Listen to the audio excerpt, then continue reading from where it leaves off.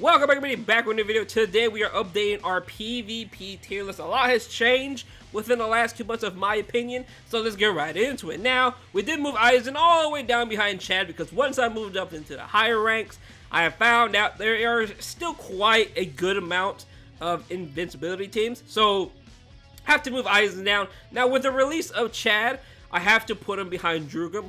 I'm kind of debating of putting Aizen over Chad still, just for the sake of Aizen can blow him up quicker, but it just comes down to preference, to be honest. So Chad is good versus Yuha, Kenny, the Kennys, right? Kiryashiki, because he can pretty much blow him up at 205. If they are 5-5, I can bet you some money this Chad could win if he's built correctly and have the links for it. But he obviously can't dent Jugram, Tsukishima, nor Genryusai. So I have to put him there. We also did move up Oku and Askin. Askin is absolutely a terror for me since I have no invincibility units. So his debuff skill actually can cuck me. So if I go against a team with the same amount of trans, right? Say we have a 5-5 team, I have a 5-5 team, right? And they have a 5-5 team, but with Askin on it, it can cause me some problems. So I did move him up to A tier, not A tier, S tier.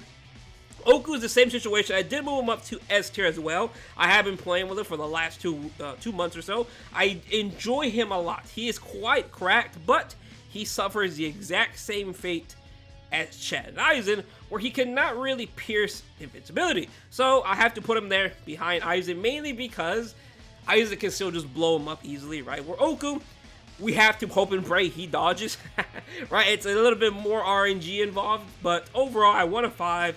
He can still be a 5-5 Kiryashiki or Kenny. He's fantastic for a premium unit, and I like him. So overall, that is pretty much the S tier in the nutshell. Quite happy with it.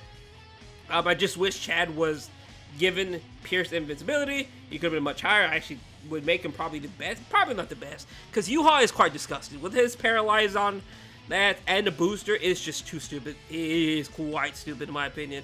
But next, let's go to A tier. Now, A tier, you're going to ask my Bruno, Dad, 7th anniversary Ichigo, and Noel here. It's the same exact reason why Aizen is on this list as well. Just because they could easily blow up what's currently around in the middle. And they could easily blow up Aizen, mainly Bruno and Daddy Ichigo. That is the main reason they are there. No other reason, right? So, now, I did move up Mind Byakuya from our old PvP tier list. He was in B tier. Once I got him 5-5, I checked him out. I am currently using him on my PvP team for the last month or so. He is absolutely great. He is just like another Oku, but he does not have any, what's it called? Damage at 50%. He doesn't have that, pretty much that juicy skill, right? Because he has dodge Shore Reapers by 50%, which is nice. He's immune to weakening, 30% Nattling, which I like. Overall, I think he's a fantastic unit. I think he works extremely well if you do want to use him, if you do have the dupes of him. Because otherwise, he's just going to perform like Oku, but honestly, Oku is just much better because he does have the, I forgot what the skill is, where they do damage to you, and it gets taken back to them. Don't remember the damage. I don't remember what the skill is called, but he's just like another Oku, but not as cracked. I think he's still good. I think he's fantastic. If you want to go for it, go for it. I will probably showcase him in PvP eventually, probably soon, to be honest, because I do think he deserves a showcase. I like him a lot. Have him a full defense build, so my U-Haul could 1v3. Overall, I like him. So I did move him up from B tier to A tier. Nitora, same spot, to be honest. Findor and Momo are new additions to the list. Same thing with Aizen. They're all new additions to the A tier. Just because Findor, if you fought Findor, he is quite annoying. He has slow on everything. Every 5 seconds he can proc slow. Quite annoying as well. If he proc slow on you, pretty much GG. And no one really has killer on Findor.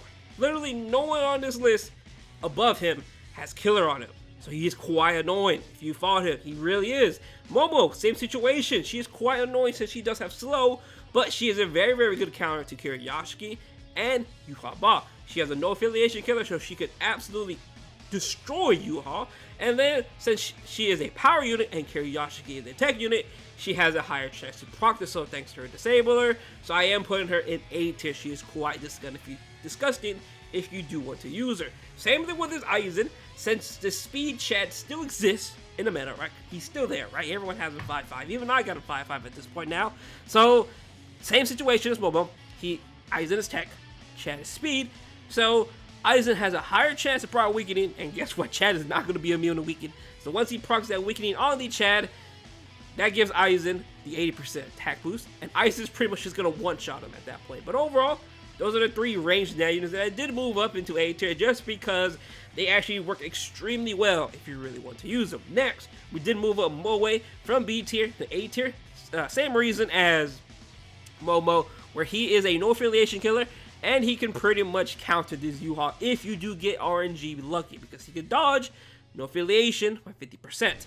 Overall, nice addition. Other than that, the rest of A tier has not really changed that much. It's still there. Actually, Moe was A tier last time, but we did move him up a little bit higher over Ikkaku, Riruka, Kenny, and Ichibe. So, a little small changes there. Now let's go to B tier. Now, B tier, not much has changed besides moving up some units and adding some units to the B tier. Now, Masaki moved her up a little bit higher, maybe a little bit higher than expected, to be honest. I'm not too sure yet about her because she should work extremely well versus Yuha Ba because she is a human. No one really gonna have killer on a human at the moment in terms of PvP. She has no affiliation killer. She has a great amount of damage with a boost on her SA2 as well, so she can extremely work well. Now the barriers are really whatever at this point, just because literally everyone has pierced barrier at this point in time. So she should work extremely well, especially versus you if you are struggling. If not, she should work extremely well versus everyone else just because she is a range unit. But keep in mind, if she dies, she is gonna stay dead. That last ditch range survival meta is not gonna really work nowadays, but I did move her up to B tier because I think she does still pack a punch. Next, we did move up Gin and Toki from C tier. I have fought against Gin a handful of times. Every single time I fought them, it is quite disgusting. The range on his Nat string literally fits the entire room. So he can be away at the bottom, and he can literally be all the way across the map and snipe you. He's quite disgusting if you fought him a few games. I would like to showcase him 5-5. I can get him eventually 5-5. It's going to take some time, but trust me, if you fought again, every time I fought again, he has absolutely destroyed me. Granted, they were both 5-5 units. It's a bit iffy. I do think he deserves a little bit higher, so I did put him in B tier. Same thing with Tokinada, same reason as as Masaki. He's classified as a no affiliation, so we did move him up quite a bit.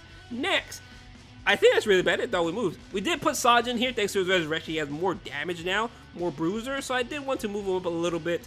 Overall, though, nothing really too special about him. But other than that, that is pretty much our updated PvP tier list. I probably forgot somebody. Hopefully I didn't, but that should be everybody. But overall, let me know down below, how do you guys think of the list? Do you think I should change anything? Or do you guys have any recommendations that I should go test out or go fight against? Overall, I fought a lot of interesting stuff over the last 2 months or so. But overall, I'm quite happy with it. Other than that, though, thank you guys for watching the video. Hope you have a good day, and I will see you guys later on. Peace out.